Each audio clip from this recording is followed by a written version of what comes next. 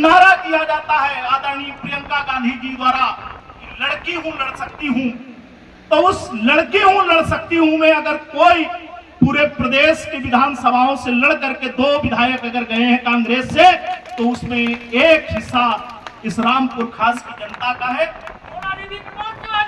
जिंदाबाद जिंदाबाद जिंदाबाद जिंदाबाद जिंदाबाद जिंदाबाद।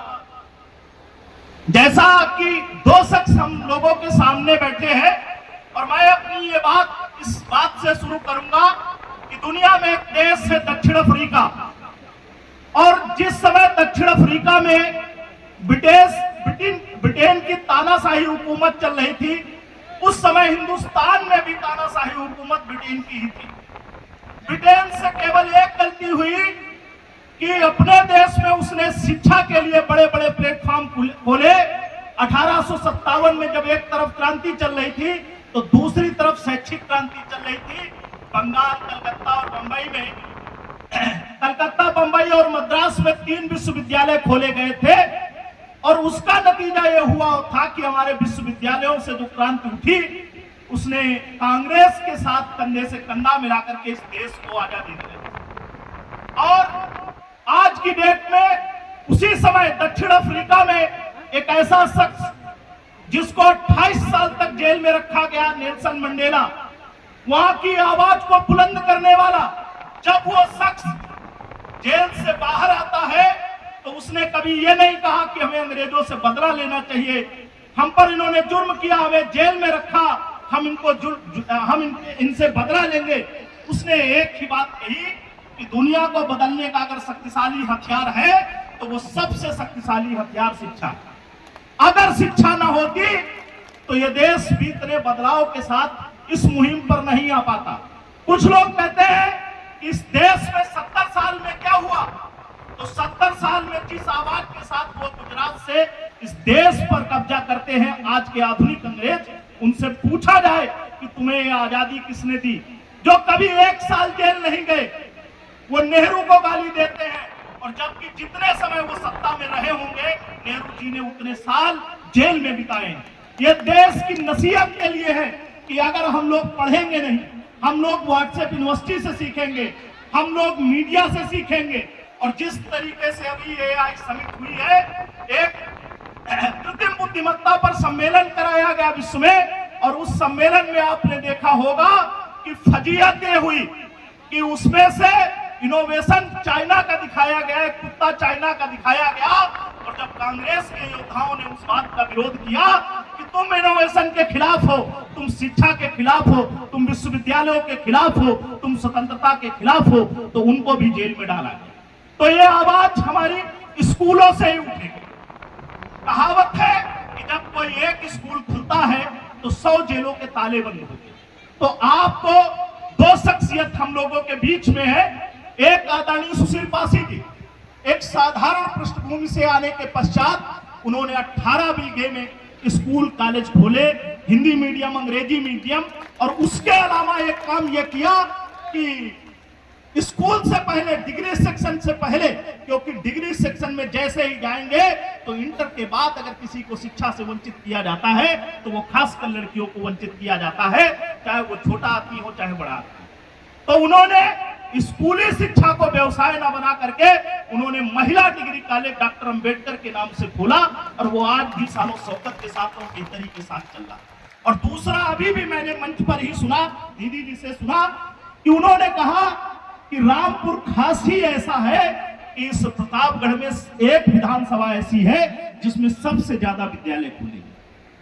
यह उपलब्धि उस चीज की है कि हम सत्ता में नहीं भी होंगे तब भी देश को आजादी की ओर, समानता की ओर, स्वतंत्रता की ओर, बंधुत्व की ओर और भाईचारे की ओर, और जो हमारे संविधान की प्रस्तावना के वो शब्द है कि we the people of India, हम भारत के लोग, उस ओर हम ले जाने के लिए अगर कोई काम कर सकते हैं तो केवल यही काम है कि हम स्कूल कॉलेजों को खोले और उनके लिए समय दे, तन धन मन से जिस तरीके से हो। और ये मुझे पहले से भी ज्ञात है, मैं पहले भी इसके पहले आ चुका हूँ आदरणीय हरिश्चंद्र जी के विद्यालयों में। मैंने एक ही बात कही थी और उस बात पर एक व्यक्ति को बहुत बुरा लगा था। मैंने कहा था कि 2 ही लाल हमने देखे हैं कि एक सुशील पासी ने और दूसरा इस समाज में यहाँ पर प्रतापगढ़ में इन्होंने स्कूल खोले हैं। व्यापार व्यवसाय किसी के लिए खोले जा सकते हैं। एक व्यक्ति को हमने कहा था कि धनपशु बनने से कोई मतलब नहीं है, कि समाज में चाहे आप जितनी हैसियत के आदमी बन जाएं, अगर आपकी हैसियत से समाज में शिक्षा, समानता, स्वतंत्रता, बंधुत्व और सुख दुख में आप भागीदार नहीं है, तो आपके पास कितनी अपूर्व संपत्ति हो जाए, वो संपत्ति किसी काम की नहीं है, चाहे वो मेरे पास हो चाहे किसी और के पास हो। इसी बात पर एक व्यक्ति को जो धनपशु ही था उसको बुरा लगा। देखिए, अगर धन के लिए कहा जाता है कि धन आप कितना भी अर्जित कर लीजिए, इससे कुछ हल होने वाला नहीं। आपकी सुख और सुविधाएं बढ़ सकती है, लेकिन देश तभी आगे बढ़ सकता है जब आपका धन, विज्ञान, तर्क इन सब के लिए खर्च हो। और ये विज्ञान और तर्क स्कूलों से ही आते हैं, आपके महल बनाने से नहीं। तो हम आपको चाहिए कि सरकारों को बार बार दोष न दे। मंदिरों और मस्जिदों में, चर्चों में, इनमें पैसा खर्च करने से पहले आपको प्रयास करना चाहिए कि चाहे जितना भी छोटा स्कूल हो, उसको हमारे समय से, बचपन से मैं सुनते आया हूं कि शिक्षा के मंदिर अगर कोई है तो वो विद्यालय है। विद्यालयों को ही पूजनीय बनाया जाना चाहिए और उनके लिए हर आम नागरिक, हर खास व्यक्ति को प्रयास करना चाहिए कि शिक्षा की बदौलत ही कुछ बदल सकता है। वरना दुनिया में हर तरफ हर तरीके के लोग हैं। कहीं पर किसी तरीके के लोग हैं कि जो जाति के आधार पर इस देश को बांटने का प्रयास करते हैं। और इस समय तो देश से लेकर प्रदेश तक एक ही मुहिम चल रही कि धर्म के आधार पर देश को बांटो, जबकि हिंदुस्तान को कभी जाति और धर्म के आधार पर नहीं बांटा गया। ये हिंदुस्तान का इतिहास बताता है कि हिंदुस्तान में अतिथि देवो भव। हिंदुस्तान में न जाने कितनी मध्य एशिया की जाते, न जाने कितने यूरोप के लोग जो बदहवास थे, बददिमाग थे, वो भी आकर के इस देश की सभ्यता में, की कहावत है कि चाइना को भी कहते हैं कि वह बर्बर था, वह असभ्य था, हमने उसको बुद्ध दिया था, उसने हमको युद्ध दिया। जिसने हमको युद्ध दिया, जिसने हमारे साथ बर्बरता की, उसको भी हमने शांति और सौहार्द का पैगाम दिया। ये पैगाम शिक्षा की बदौलत ही है।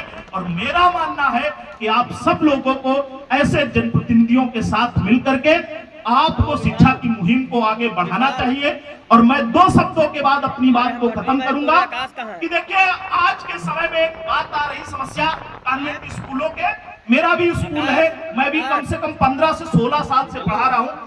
ये नर्सरी या पौध होती है। अभी मैनेजर साहब ने कहा कि जो लास्ट में ये नृत्य प्रस्तुत किया, एक कला प्रस्तुत की, ये बच्चियां कक्षा 5 और 4 की, ये बड़ी बात है। ये बड़े बड़े कॉन्वेंट स्कूलों में रायबरेली के भी नहीं है, केवल आपको 4 ड्रेस बदलते हैं और आपको लगता है कि आपका बच्चा बहुत बढ़िया पढ़ रहा है। ऐसा नहीं है। जो शिक्षा में अगर रायबरेली में लिखा होगा, जो लखनऊ के विद्यालय में लिखा होगा, वो यहाँ की भी किताब में लिखा है। जो एनसीईआरटी में दिल्ली में चल रहा है उसमें लिखा है, वही एनसीईआरटी अगर यहाँ चलती है तो इसमें भी लिखा है। और यहाँ का भी बच्चा वही काम कर सकता है जो दूसरा बच्चा काम कर सकता है। इसलिए आप सबको सोचना चाहिए। हाँ, एक बात समस्याग्रस्त है, उससे मैं अवगत कराना चाहता हूँ कि यहाँ अभिभावक भी है।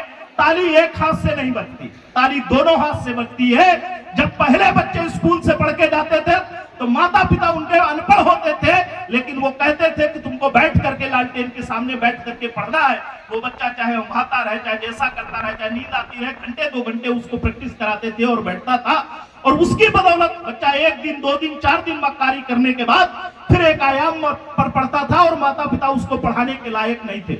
आज जो माता पिता पढ़ाने के भी लायक है, उनकी एक जिम्मेदारी है या गैर जिम्मेदाराना रवैया है। कुछ ही अभिभावक हैं जो इस जिम्मेदारी को निभाते हैं। स्कूल में बच्चा 6 घंटे रहता है, 18 घंटे बच्चा आपके पास रहता है। अगर आप अपने बच्चे को 2-4 घंटे के लिए नहीं बैठा सकते, माना कि आप न पढ़ा सकते होंगे क्योंकि पैटर्न बदल गया है, सिलेबस बदल गया है, चीजें आपके लेवल से ज्यादा है, आप ट्यूशन नहीं लगा सकते, लेकिन आप अपने बच्चे को अपनी निगरानी में बैठा जरूर सकते हैं। क्योंकि आज बच्चा कह देता है कि गृह कार्य मोबाइल पे आया, मोबाइल पे वो रील चलाता रहता है और आप बच्चे की निगरानी नहीं करते और फिर दोष सारा देते हैं स्कूल का। मैं कहता हूँ स्कूल चाहे जिस कोने में हो, स्कूल चाहे जिस कोने में हो, चाहे जैसी दशा में हो, अगर अभिभावक और शिक्षक ईमानदारी से काम करना शुरू कर दे तो मैं दावे के साथ कह सकता हूं कि हिंदुस्तान में कोई ऐसा प्लेटफॉर्म, कोई ऐसा इंस्टीट्यूशन नहीं जहां हम आप पहुंच ना सकते हो। मैंने बहुत सारे, मेरे यहाँ बच्चे पढ़ते थे और सप्ताह में 1-2 दिन मजदूरी करते थे, उसके बाद 50 बच्चे इंटर कॉलेज में हैं, कम से कम सैकड़ों की संख्या में 500 के आसपास बच्चा प्रतापगढ़ और रायबरेली में शिक्षक होंगे। और हमने बिना किसी जाति और धर्म को देखे हुए, अगर गरीब है तो उसके साथ दूसरा व्यवहार, अमीर के साथ, अमीर है तो दूसरा व्यवहार, क्योंकि एक इक्वलिटी होती है, एक इक्विटी होती है। और इक्विटी कहती है कि आपको समानों के साथ समानता लानी है और असमानों के साथ असमानता करनी है। तो आपको कभी नाराजगी नहीं होनी चाहिए कि अगर आपकी जेब में पैसा है और आपसे फीस 500 ली जा रही है और किसी गरीब से 250 ली जा रही, तो इस पे आपको गुरेज नहीं होना चाहिए। आप अभिभावकों को भी समझना चाहिए कि स्कूल से ज्यादा जिम्मेदारी हमारी आपकी है, हम आप माता पिता है और हमारा आपका सपना है कि बहुत ऊंचाइयों पर ले जाए। तो मैं अपनी वाणी को विराम देता हूं और सारे अभिभावकों से विनम्र निवेदन करता हूं कि यह स्कूल भी बड़ी से बड़ी ऊंचाइयां हासिल कर सकता है। और रही बात मेरे आने का, तो वो सार्थक ये मतलब है कि जो भी बच्चा यहाँ पर, जितने भी अभिभावक, जितने भी गणमान्य व्यक्ति बैठे हैं, चाहे मंचासीन हो, चाहे सामने हो, चाहे वक्ता हो, चाहे श्रोता हो, मैं सबसे निवेदन करता हूं कि अगर किसी के बच्चे को इंटर के बाद कोई पढ़ाई में दिक्कत आती है तो आप हमसे संपर्क कर लीजिएगा या मैनेजर साहब से संपर्क कर लीजिए। MBBS छोड़ करके अगर 10-5 लाख आपकी बच्चे की शिक्षा में लगना है प्राइवेट में, तो मैं उस पर आपको मदद करूंगा। इसी के साथ अपनी वाणी को विराम देता हूं। जय हिंद, जय भारत, नमो बुद्धाय, खुदा हाफिज़।